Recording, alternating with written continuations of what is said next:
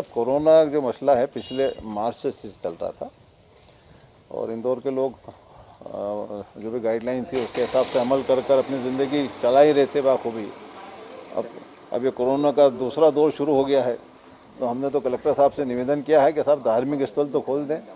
क्योंकि कोई एक ऐसी जगह है जहाँ अल्लाह को इबादत के ज़रिए दुआ कर सकते हैं, अल्लाह को मना सकते हैं कि ये कोरोना नाम की वबा पूरी दुनिया से ख़त्म हो जाए। और चूँकि अब कल शब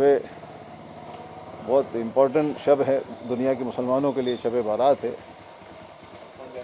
उसमें भी किसी तरह की कोई तकलीफ़ ना आए मानने वालों को, उस बारे में कुछ चर्चाएँ कलेक्टर साहब से की है और उन्होंने कहा है कि इसमें गंभीर विचार करेंगे आगे क्या हो सकता है। तो अभी सर जो पुरानी जो गाइडलाइन थी वैसे ही नमाजें होंगी, मस्जिद में 5 लोगों से ज़्यादा नहीं होगा जो नहीं, वो तो खैर अभी गाइडलाइन के हिसाब से तो चल ही रहा है, पर हमारा निवेदन था कि सब अब थोड़ा सा हालात बदल गए हैं अभी सब, इसलिए थोड़ा लिबरल होना चाहिए सभी धार्मिक स्थलों के लिए।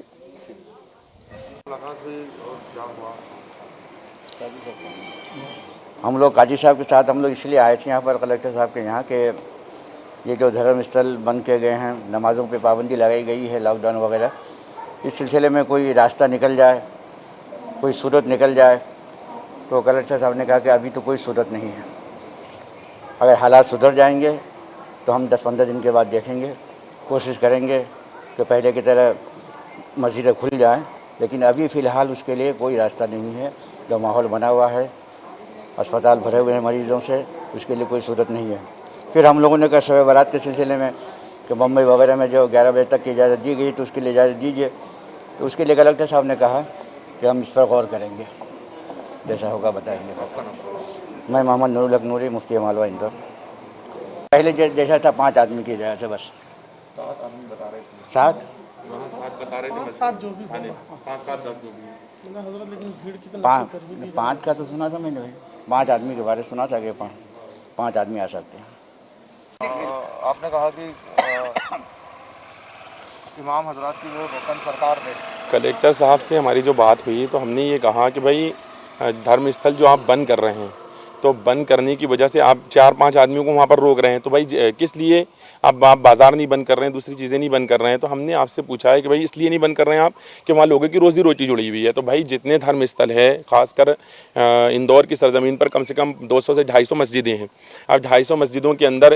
हर मस्जिद के अंदर एक इमाम होता है, एक मुअज्जिन होता है और एक जो है तो खिदमतगार होता है, यानी 3 लोग होते हैं, यानी 750 लोगों की रोज़ी मस्जिद से जुड़ी हुई है। और मस्जिद के अंदर बाहर से कोई तनख्वाह नहीं आती है भाई, ऐसा नहीं है कि बाहर से कहीं से पैसा आ रहा है, बल्कि हर जुमा को जो नमाजी आते हैं वो नमाजी उसके अंदर चंदा डालते हैं, पेटी घूमती है, वो पेटी के हिसाब से चंदा डाला जाता है और वही चंदा जो आता है उसमें इमाम साहब की, मुअज्जिन साहब की और मतलब जो है तो खिदमतगार की तनख्वाहें निकाली जाती है। अब आप अगर जुमा ही बंद कर देंगे और जुमे के अंदर 4 आदमी वहाँ पर बिठा देंगे, 5 आदमी बिठा देंगे, तो बताएं अब हम क्या करेंगे। पिछले साल ही कई इमाम ऐसे गुजरे हैं जिनके 4-4, 5-5 महीने की तनख्वाहें उनको मिली नहीं, वो ऐसे ही जिम्मेदारी निभाते रहे, उनके घरों के खर्चे तक नहीं चले। तो आप बताएं हम क्या करें। तो मैंने कलेक्टर साहब से एक मांग रखी है कि अगर आप मस्जिद को इस तरह बंद कर देते हैं और 4 आदमियों को रखते हैं, तो फिर भाई एक काम करें, आप जो है तो तमाम अइम्मा हजरात की जो तनख्वाहें हैं और मुअज्जिन हजरात और दीगर जो भी हैं मस्जिद के अंदर खिदमतगार, उनकी जितनी तनख्वाहें, तो प्रशासन वो तनख्वाहें पूरी हमको दे दे और रमज़ान शरीफ का जो नजराना होता है, जो 50-50 हज़ार रुपये कम